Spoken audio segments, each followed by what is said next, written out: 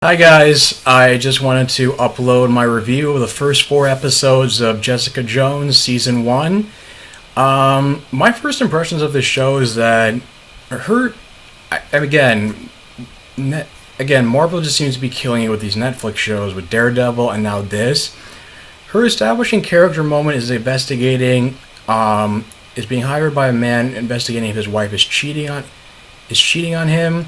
She was, and because he goes into a fit of rage about it and decides to shoot the messenger, as Jessica Jones puts it, she just casually throws him through her office window with the office door window with her super strength, and then just asks him about the bill.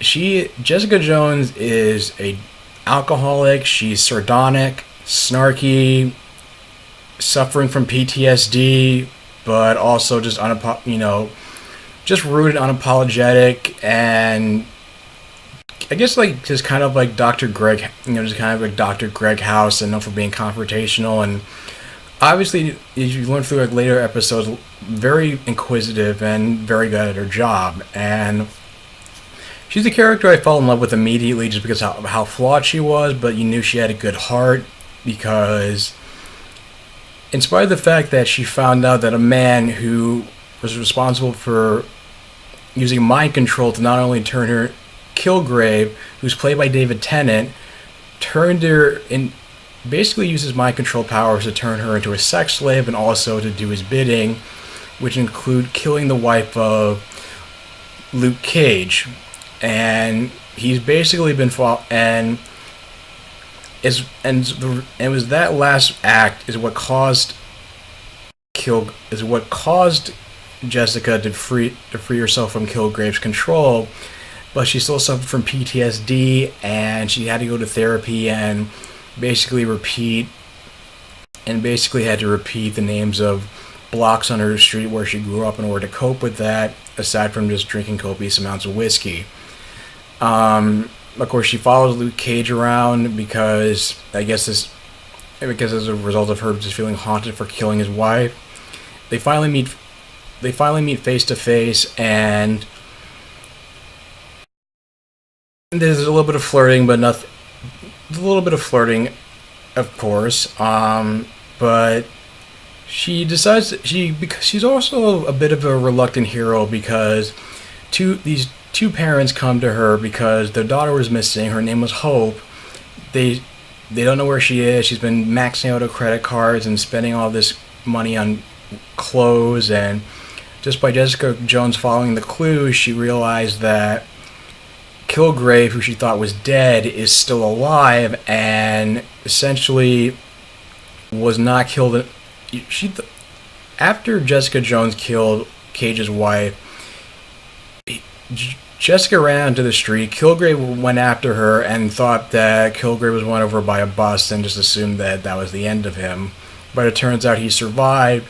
He uses mind control on the ambulance driver and also an ER and also a surgeon to replace both of his kidneys. And now he's back stalking Jessica Jones and wanting to enact his revenge on her, but I'm just kind of watching her from the shadows. And once she realizes that Kilgrave had sent the parents to Jessica basically to let him know, hey, I'm back, and it's basically doing the same thing with Hope that he did with Jessica.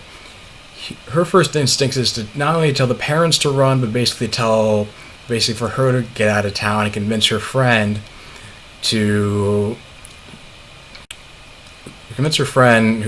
Walker, to give her money to leave town. But Trish instead convinces her to stick around and not only help this girl, but help others like her who suffer in the hands of Kilgrave and just bring him down once and for all. So she finally comes to her senses and she has a attack of conscience. She finally decides that she can't abandon this girl. She finds him in Kilgrave's hotel room and basically brings her back to her parents, but she doesn't realize that the girl is still under her control, and she murders her own parents under Kilgrave's orders. And so Jessica has to go prove her innocence, and that which leads to her investigating what happened the night of the accident and finding the surgeon who operated on her, to go meet a woman named Jerry Hogarth, who's a client that hires Jessica for different odd jobs. Now, Jerry Hogarth, she's played by Carrie-Anne Moss from the Matrix trilogy, and she's basically a snark and a cheat, as Jessica would put it, because Hogarth has been cheating on her wife with her secretary. She gets wind of, of course the wife gets wind of it, and that becomes like a side story of how cold of a person she can be, and also the fact that both the surgeon and Hope have come forward about Kilgrave's mind control, but she doesn't want to risk her credibility or her career or reputation, so she has Hope go on a talk show, Trish Walker's talk show, to discuss the experience, and then put Trish in the position where she's the one that sounds like she's crazy, and Hogarth tries to say that her client is just delusional and suffering from a mental illness. So, and also she also tends to she also says something to piss off Jessica Jones, because Hogarth helps Jessica form a support group for people who have been under Kilgrave's control, and she makes this offhanded comment like, if somebody like him was on our side, which basically pisses her off, and says, why would you want somebody like him who feels like he violates you and gets into your head and can get into your head like on our side. And basically, they're definitely not friends. They're basically just more of it's a strictly business relationship, and I'm not sure what they're going to do with Hogarth and how her storyline will play out. I mean, I have to watch further episodes to see. But the situation on the radio also leads Trish to call out Kilgrave, who in retaliation brainwashes the cop to come and kill Trish Walker. And in a previous episode, Jessica realized that Kilgrave was operated on without any anesthesia because it would have negated his mind control abilities, and so she's able to trick her drug addicted neighbor Malcolm into going to the hospital and stealing some of the anesthesia, but she has to use some of the anesthesia on Trish in order to convince the cop that she was killed. And when she finally does to go confront Kilgrave, she has to go make saving the cop a priority when Kilgrave forces the cop to go walk off the edge of a building. The officer's name is Simpson, and so he doesn't realize what's happened, and he keeps asking Jessica Jones about it. And so he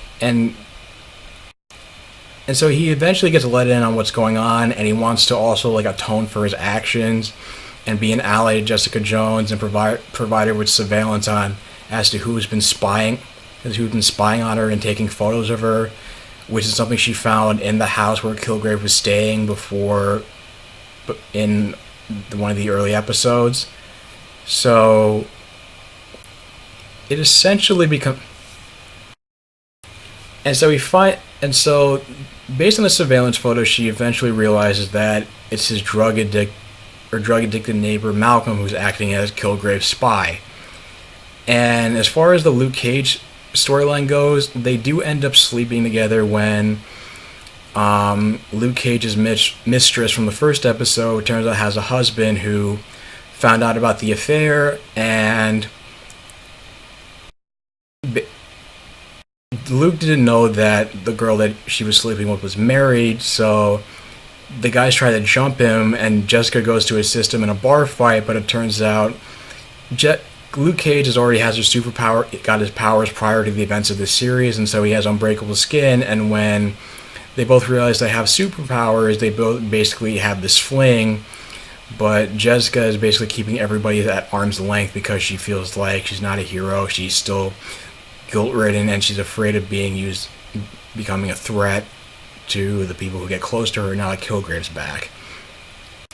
But in a nutshell, it's like, the thing is, like, really loved about this show is how it tackled, rape, assault, and PTSD, because it doesn't just deal with, like, physical rape, it also, like, how it deals with how mind rape and assault can also have the same effects on the victim, like how both the mind and the physical rape affects Jessica Jones, how the mind rape affects Officer Simpson, how Trish Walker, who's basically a former child star who lives in this like fancy condo in New York City, and with all this like security with like cameras outside her house and like custom made locks in her own panic room, and she has her own like mini dojo,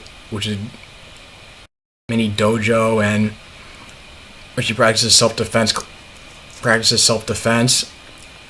I mean, it's like the stuff like this that makes you really want to root for these characters. It's like, yeah, we're suffering, but we don't want to be victims. You don't want to be victims. We want to make the best out of the situations, and especially Trish Walker, who kind of envies Jessica's abilities because she always wanted to be a superhero and make a difference. And Jessica is somebody who, I guess, tried to make a difference, and of course, because of Kilgrave, is just reluctant to put those powers to use or just draw any attention to herself.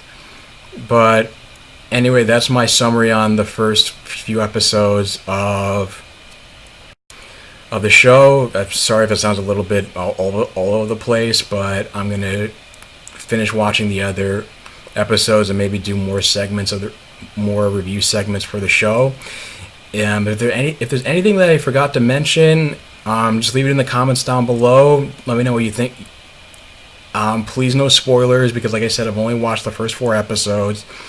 If you enjoy what you've seen so far, just like, share, and subscribe. And I'll provide annotations to watch my Daredevil Season 1 review, and also check out my reaction to the Star Trek Beyond trailer that just came out today. So I will check you guys later. Take care.